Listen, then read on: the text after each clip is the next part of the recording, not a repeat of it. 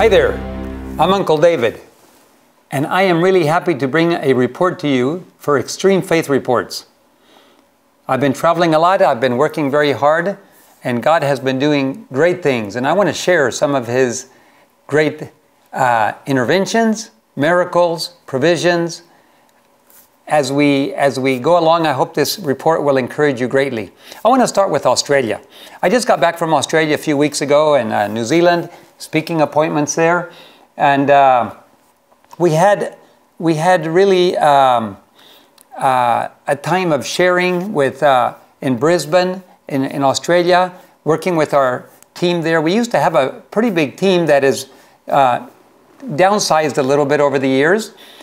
Many financial difficulties and many other things, but things are picking up, and we were able to have meetings, and we were able to start developing production again and planning on mission aviation.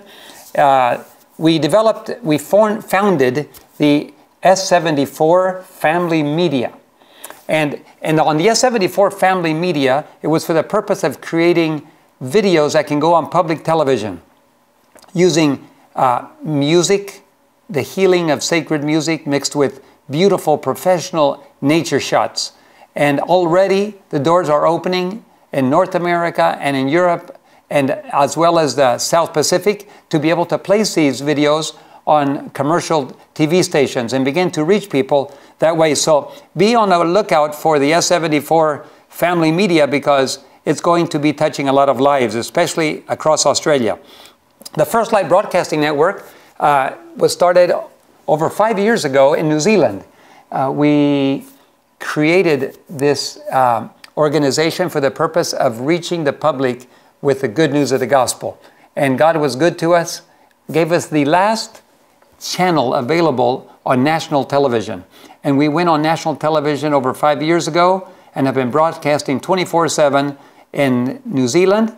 And I would just like to quote the newspapers. The newspapers say, "Finally, a TV station worth watching." Every single home that can pick up television picks up the First Light Broadcasting Network. And as some of our board members said, they don't have any neighbors that they know of that don't watch it. And people are calling and walking in the churches, becoming baptized, and many of them have accepted the health message as the initial point of interest, and that led to the opening of an understanding and a desire to learn more about the Bible and truth. So we want to congratulate the hardworking team of First Light Broadcasting Network and thank the Lord for His provision. It's very expensive. Since we started broadcasting on television, we've now added satellite, and the satellite covers New Zealand and the areas that don't have TV and neighboring regions.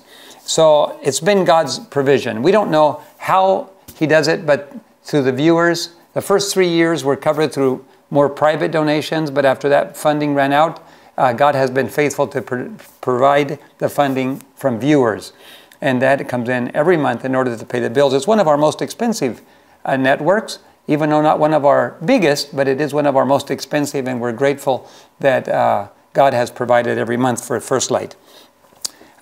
One of the things that we did was to investigate in Australia what we could do to put First Light as well as others make it available to the public in Australia. And there's a lot of foreign populations that are watching are wanting to watch their native language programming.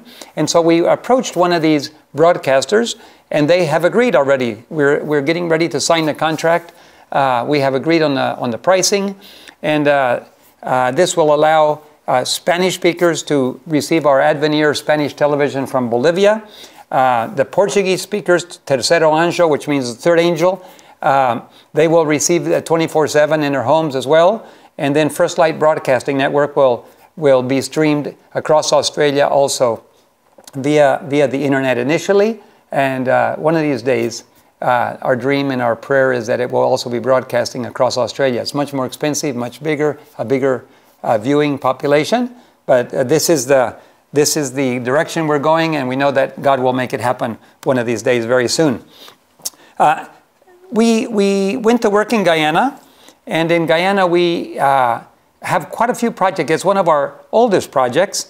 But while I was in Australia, we suffered a tremendous loss. One of our missionaries, Christopher Matthews. You can see some of the pictures here as he was climbing this cliff. In the village of Arao, there's a little mountain that looks like a bread loaf. And you can climb up about halfway at a decent angle, but from there it goes pretty vertical.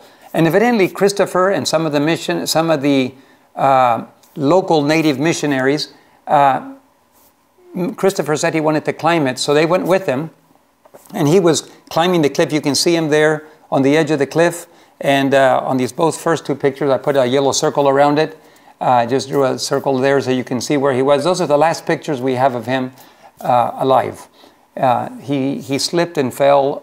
We don't know the exact details of how it happened, except that suddenly he fell off the edge of the cliff and he fell to his death. And he left a wife. There on the right you can see a wife and two daughters. On the leftmost side is one of our missionaries from the Czech Republic that came to be with the wife and the two little daughters that Christopher left. It was a very tragic event, but the two little daughters quoted in saying, "Our daddy died because he was doing God's work, and he died doing God's work." And so they are now back in the States, and Christopher's body was cremated, and the widow went back with the ashes. Part of the ashes were left in Guyana, and he was buried there in Kaikan, where they were living, in the same village where I started working there 23 years ago.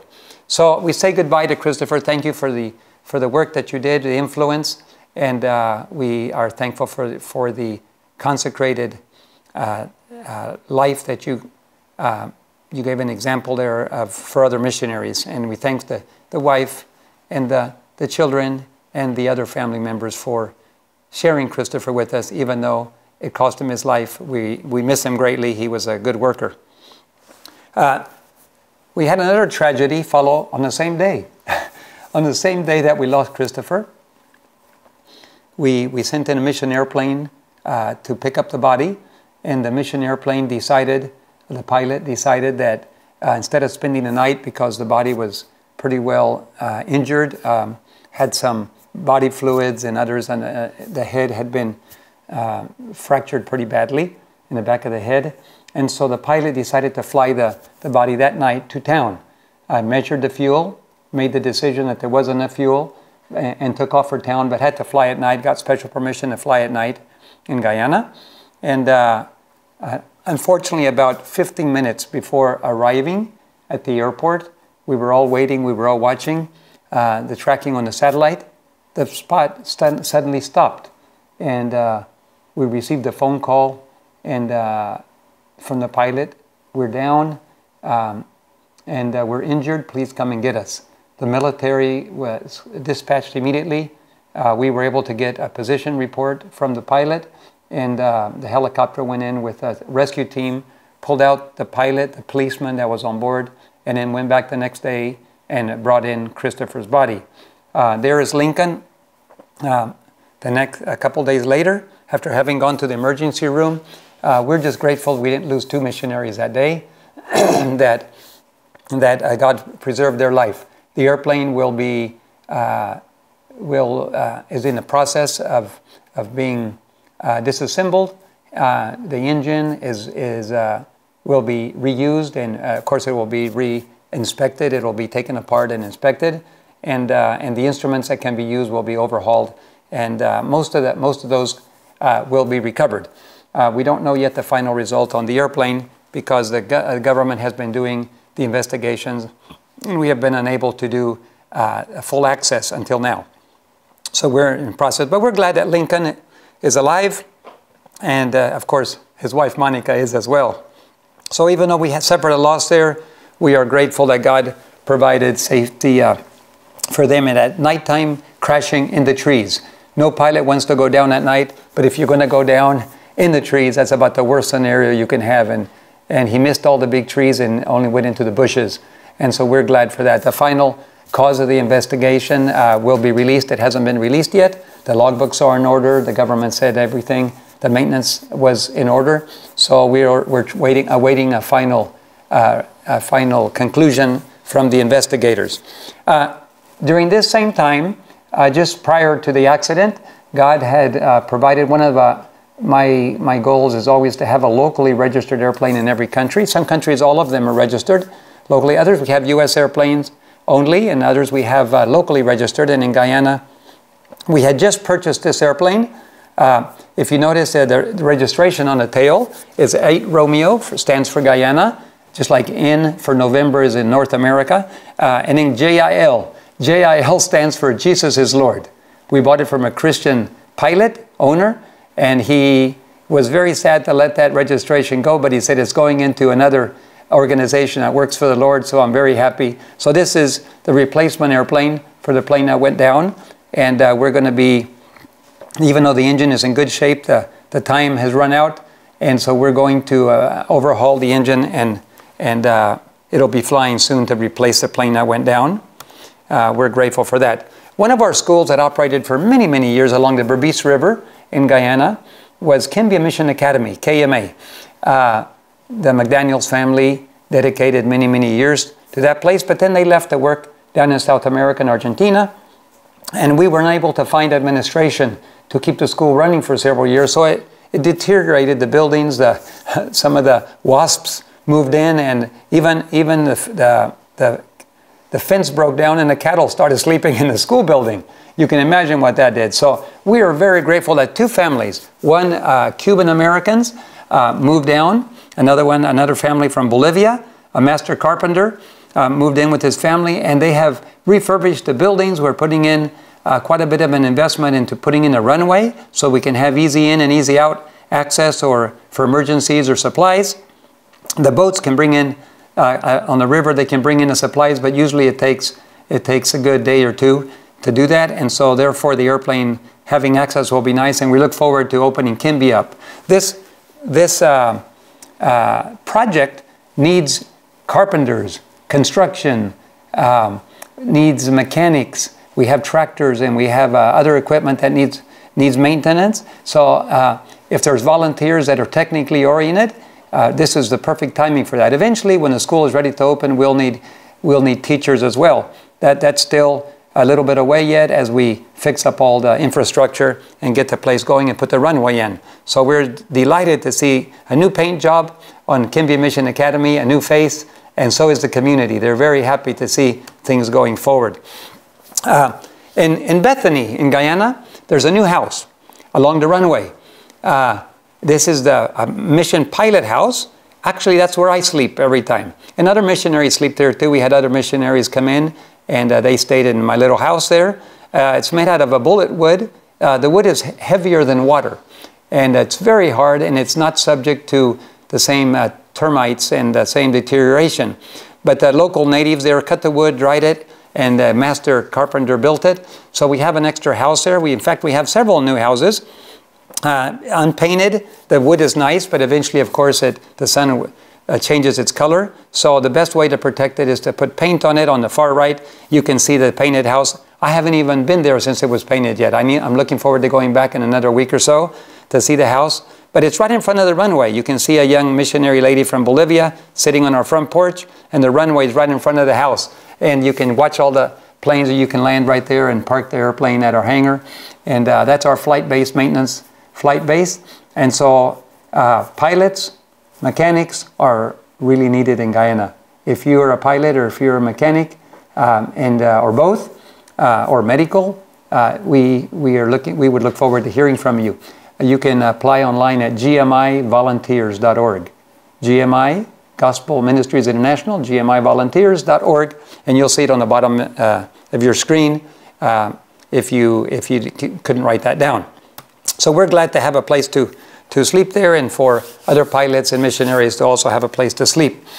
It is located right next to the Bethany Medical Missionary College, which is just a quarter mile to the woods, and it's been operating a long time, training missionaries and medical with medical training as well.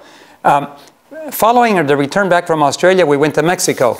Now in Mexico, as you know, some of you have read Mission Pilot. They know that we started our mission work there years ago. And you know that I was hijacked and had spent some prison time and falsely accused and did medical work in prison and then released because of the medical work. It was the first time I went down to the southern part of Mexico. But we have a project south of Cancun, just north of Belize, in a place called Bacalar. There's a beautiful lake there. It's an area of many lakes. And on the lake there, we bought about 190 acres. Half of it is dedicated to the project, and half of it will be dedicated to allowing people who want to buy plots of land to move out of the cities like Mexico City. They can come down and live there. They can help on the project, or they can retire. But it's going to be dedicated for missionary work. And you can see the lake there. You can see the road that you drive in on.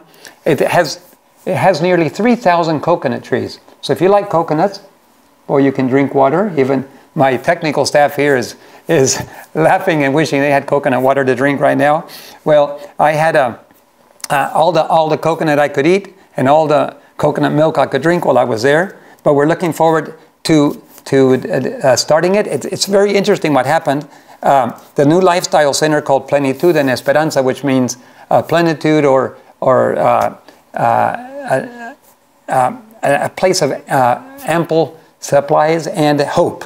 And it's located on the Nobec Lake near Bacalar. You can look at it on a map.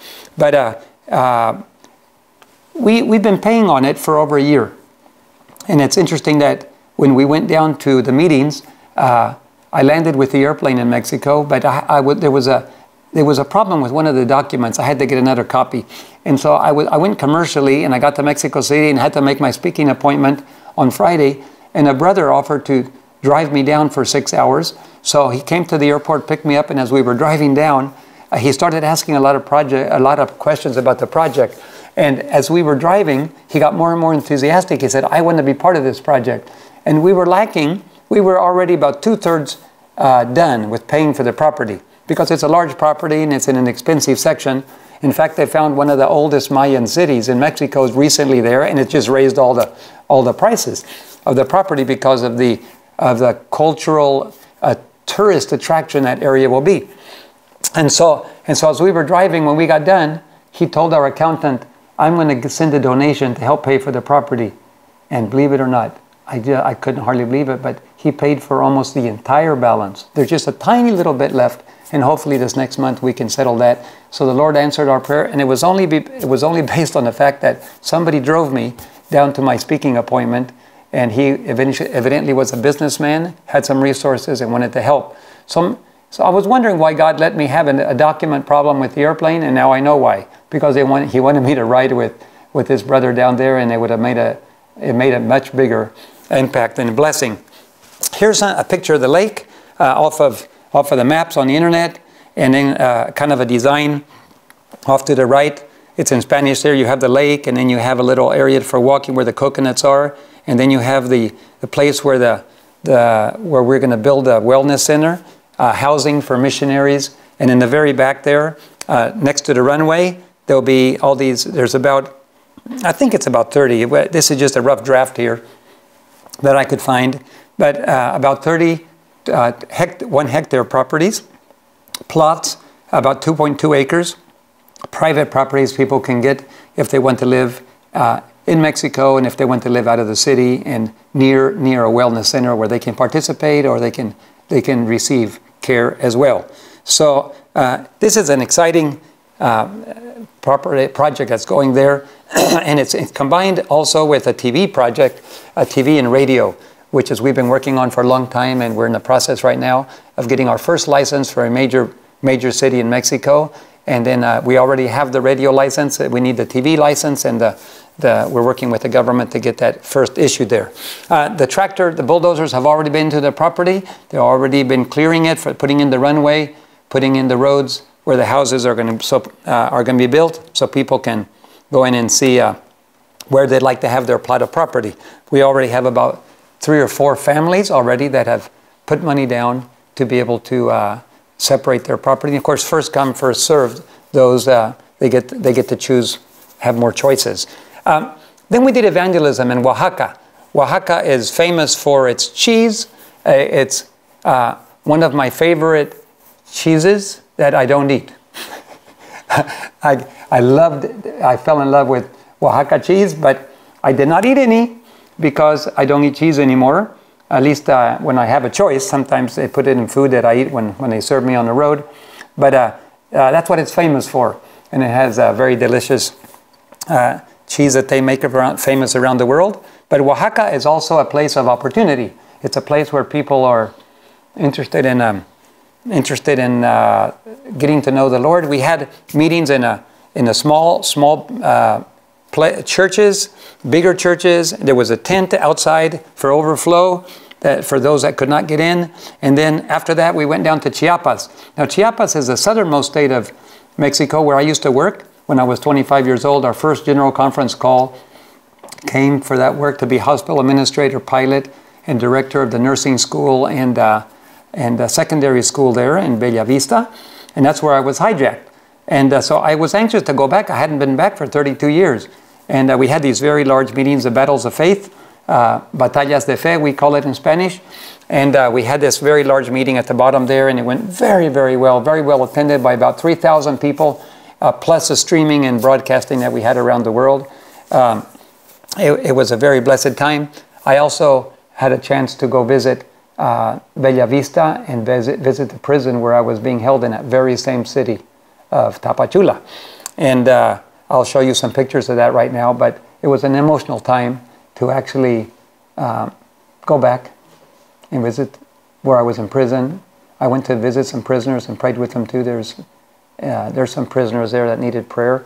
It was a wonderful time. The next Battles of Faith is coming up in May, the middle of May, and it'll be in Florida, in West Palm Beach, and then after that in Puerto Rico, the third week of May of 2019, this year. This is where we first went to work in Mexico years ago, 35 years ago approximately, and a little over, maybe 38. And here we are, we just landed, and you notice that we have two little girls by our side there by the airplane, and my wife is holding a little Mexican baby. And that's the little baby we adopted. You can see his picture there eating a mango. Very cute memories of that. And in Mexico, when you're from the state of Chiapas, you're called a Chiapaneco. Well, the Chiapaneco in Spanish now became a Chiapanecote, a big man. And I'll show you a picture of what he's like today. But there he was as a little child with our two little daughters landing in Mexico. That's the plane I was hijacked in. And the nurses of the nursing school, the Loma Linda, every 6 months, Loma Linda would send a team of doctors down and then a team of dentists. And I would fly them all around, and we would do dental work throughout the state with the airplane. And so I was very grateful for that partnership with Loma Linda that we had there. Now, today, 38 years later, there's our little house upper left that we used to live in. I hadn't been in that house since we had to leave. And there's our Chiapanecote, our son Carlos today. He's now finished his graduate work in England, and he's working here in the U.S. Looking forward to trying to encourage him to join us in South America someday. Pray for him, wouldn't you? Because we'd love to have him working with us. He's always laughing. I think he was born laughing. I think the nurses said he was smiling when he was born. Usually babies are crying. So he's still smiling, and he's still a sweetheart. We've had since then adopted two children, a Peruvian son and a daughter that we couldn't live without also, and we're just very proud of them. But this is about Mexico, so I put his picture there. There I'm standing on the far right, upper right. I'm standing in front of the courtyard. My cell is that door to my right, your left. I used to be in that cell with 70 other prisoners every night, and slept on a cement floor. And it's touches my heart to even think about what it was like. It was difficult days in my life, but the Lord preserved me and gave me medical work. I had some more pictures. I can't put them all on the screen. And I went back to Bella Vista. There's a Dr. Grease who delivered Carlos. He's still working there with his wife and running the school there. The school is still going, a secondary and primary school. I'm so grateful for their mission, work, and sacrifice. And I had a picture taken with me behind bars. I remember standing in those same bars as the doctor, the surgeon, Dr. Mauricio, came by, and he came to visit me, and he did 2 surgeries. He took 2 patients to the hospital that I had found that had appendicitis, and he took and operated. He took out their appendix and came back and helped me take care of patients in the clinic He had supplies. I had nothing. I just had a stethoscope. That was all they gave me. And I was seeing patients. But on those same bars, he said, Capitan, I'm so sorry to see you here. And he went back home, and I stayed behind bars. And I took a picture there. God was good. And those memories of God's gratefulness, of God's care during those times, during those dark, dark days when you had no hope and we thought we were going to be there 14 years. So we're glad the work is still continuing, and we're glad that God still cares for His people. In Australia, meanwhile, my wife is in Australia. I was back in Mexico working. The reason we went to Australia to begin with was because we had little twin boys, twin grandchildren. Our daughter, our second daughter, and they were premature, and so they need care every 2 hours round the clock. And while the ladies took care of the babies, I cooked all the meals, and I helped them. And of course, I was preaching on the weekends in different churches. But once their eyes opened, and once they started being aware of the world, they started getting cuter and cuter. And sometimes they're just like little angels, and sometimes they're not like little angels. and we have a lot of fun just being with them, and we just still miss them terribly being here now. But we're getting ready to go to South America, where one of our airplanes is getting engines put on it, 2 new engines, and we're grateful for those that made it possible for us to put engines on the airplane so we can keep flying and keep working. So we're just waiting for those engines to go on so we can fly to South America again and continue the work. We lost an airplane last year. Many of you remember that I had a terrible accident, the first time I've ever totaled an airplane in my life in 40 years of flying. And that was our nicest airplane. And I only had a tiny little scratch on my head, and the co-pilot was uninjured. No severe injuries of any kind. But the airplane was insured enough to cover all the loans and liabilities we had, so we paid all of those. And we were just sad to lose our nicest airplane. It was donated by a physician on the West Coast, and I've been in communication with him, and he was very kind to us, and we made very good use of the airplane. But we lost it, and the insurance paid off all the debts, and we were able to have a little left over to put some engines on some other airplanes. And we missed that airplane, and we just wondered if that was the end of that particular function, if that's what God had in mind. We just trusted Him, because whether we have airplanes or don't have airplanes, if we have money or don't have money, if we have food or don't have food, it's really God's problem. He said, "Seek ye first the kingdom of God and His righteousness, and all these things will be added unto you," which means that whatever He gives us, that's what He wants us to have. We don't do fundraising. We don't send out brochures requesting money. Occasionally, we send out a thank you to all the donors that have been supporting, but we don't make requests. Some of our missionaries, we've allowed them to do it, and we leave that freedom, we leave that to them. But we as an organization don't send out magazines. We don't publish brochures for the purpose of raising funds. In fact, our primary focus is on doing the work, not on raising money. We figure that if God provides the money, then we keep working. And if He doesn't, our work is done, because God owns all the resources. And if He owns all the resources, why should we focus a large team of people doing nothing but fundraising in order to be able to survive? There's nothing wrong with doing that. It's not a sin to do that. We just chose to invest our time in working and let God take care of us. And so while many people are out raising money, we're out caring for the sick. We're out caring, flying those to the hospital, doing evangelism, and working. And it's allowed us to grow into 96 countries in the last 22 years. And while some organizations are working in 2 or 3 or 4 or 5 or 10 countries, we've been seizing opportunities all over the world. And like I mentioned, there's nothing wrong with doing it. They're doing a wonderful work. All of those organizations are doing God's work too. But time is short, and we're fighting a deadline, and we're fighting a closing door that will close one of these days. And so how do you seize these opportunities? It's like the ship is sinking, and we have to launch as many life jackets as we can, given the time we have.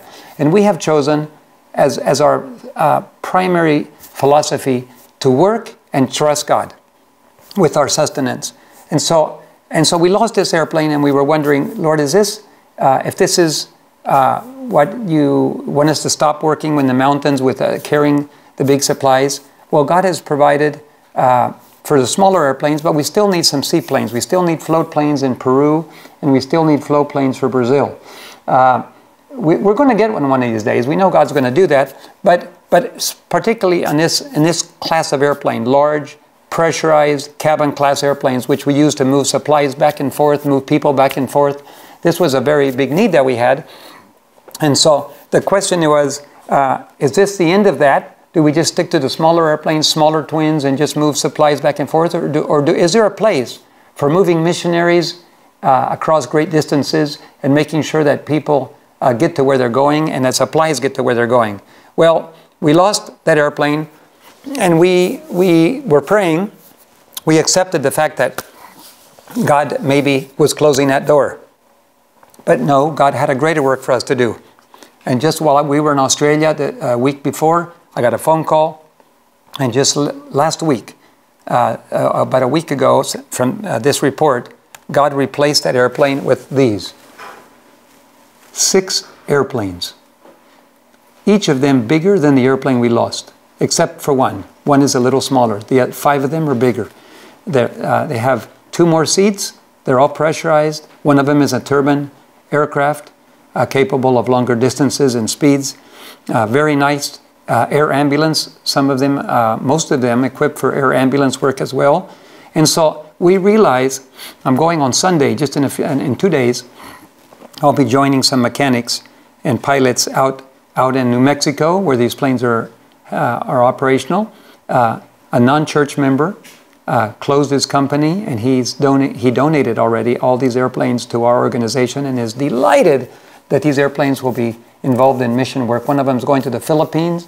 One of them is going to Bolivia. One of them probably will be going to the South Pacific. Another one possibly to Mexico. And we have another 2 airplanes that we're trying to place right now at this time. We don't know yet. They were flying 2 years ago very nicely, in very good condition, but we have to do a full inspection to make sure if we can ferry them, move them, and get them inspected so we can begin flying them again. So God evidently has a work to do, and we did not expect. 1 would have been very nice. 6, it's because God has something great to do. That means we need pilots. In fact, I'm going to be talking to one of their ambulance pilots that has been flying these airplanes. He is an Adventist, and he would like to be a missionary pilot. So maybe he's the one that will help us to fly. Well, we have, of course, several pilots that will be flying them, but he's the one that maybe will be working closely with me and one other pilot to be able to place these airplanes and to be able to use them. God has a great work to do. And that brings up a question. The question is a question that is maybe on many of mine, and some have written me emails. If you're working so hard, Uncle David, and you're making plans for the future, what about the crisis? Good question, huh? What about the crisis? What about our preparation? What about the close of probation? What about the Sunday law? Where should we go? Why aren't you in hiding? Why aren't you moving away into the jungles? You know, the loud cry is ahead of us. The greatest work the church has ever done will be done in the future. And so we're not in close down mode, we're in expansion mode. Do I still believe a great crisis is looming upon us very, very soon, possibly in a matter of weeks? Yes. Could it be that God will do like what he did with Rome? Rome circled Jerusalem in the spring of AD 70, but did not destroy it until September. Could there be some months of waiting, painful waiting? Could it be that God is preparing his people for that great surprise that is soon to burst upon us? I believe with all my heart that's what God is doing now. And I've been looking at my heart. You know, God is working on my little details. My father, when he became convinced about this message, he's a careful theologian, and he said, before I agreed to this message, I went to study it myself. And he called me back a time later, and he says, I'm totally convinced that's what God is doing. God is preparing his people for the great crisis and the ceiling ahead. That means even though he's already nearing his mid-80s, he had some cleaning up to do He said, I want to clean up my kitchen. There's some things that shouldn't be in my kitchen. Imagine, 83 years old, all his life working for God, and now there's some details he has to fix up. Well, that's what I felt in my life. Are there some details in your life? Are you finding that you're facing some emotional issues? Is God bringing out of hiding issues that you should have dealt with a long time ago? Maybe generational sins? Maybe habits you've had? Maybe some things you've forgotten? That means God is preparing His people. I've been facing those kind of things. I've been making phone calls. I've been fixing my life in preparation for the last great sealing. God has brought to memory things that I need to fix in my life. Or maybe an event, a crisis of a family crisis, or something happens to you and emotions come out that you didn't know were there. That's part of what God is doing. He's preparing us for something very big. Am I still convinced? Absolutely. Some people have written to me asking me, maybe I should consider apologizing for my message. I said it wasn't my message. God gave me that message, and until He gives me another message different, I'm not going to preach anything. I'm just waiting for God to do what He's going to do. And He will show us, each of us, individually, what we are to do to prepare. The main thing is to be awake, working for the Lord. And maybe some of you in one of the countries, one of the islands of the Caribbean, I got a phone call, and many people are moving into the country that have been living in the city. This is part of what God is doing to position His people. We know we shouldn't live in the cities. And if we are living in the cities, we are in disobedience. Generally speaking, unless God specifically called you to work there. We are living in disobedience. And God wants us to live within the instructions He has given us. In obedience means living outside the city, but we can still work in the city. Once the Sunday law comes, the universal Sunday law, we cannot work in the cities any longer. So we have a short time to work. And we have a short time in which God needs to prepare us. So our daily task, our number one priority, surrender. Surrender to the Lord and allow Him to prepare us for the loud cry that is soon to come. A cleansing, a crisis, a purification of the church, an outpouring of the Holy Spirit, and the best days that the church ever had. And then Jesus coming. I hope it's been a blessing to you. I hope these extreme faith reports has been an encouragement to you. And I pray that you and I together, all of us, under God's direction, will work shoulder to shoulder and treat each other like brethren. Give each other freedom to work. Give God the right to direct each of us. Let's not try to control each other. Let's allow God to direct us, and together He will form us into one fold and one shepherd, and then He will come. May God bless you.